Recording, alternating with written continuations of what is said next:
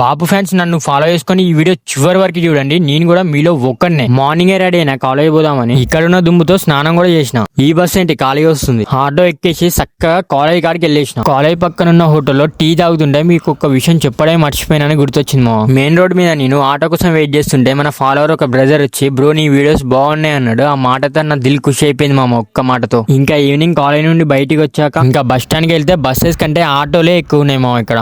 ఊరు నాయనో ఈ బస్సులు మన వల్ల కాదు. అందుకే అలా ఆటో ఎక్కి ఇంటికి వెళ్ళేసిన. నిజానికి నిజం మామ గట్కేసట్టు ఉప్పల్ రోడ్లు మాత్రం చాలా దరిద్రంగా ఉన్నాయి. ఇంకో మాట చెప్పాలంటే బాబు ఈవెంట్ కి నేను అసలుకి వెళ్ళలే మామ. మా ఫ్రెండ్స్ పంపించిన క్లిప్స్ నేను పెట్టుకున్నా.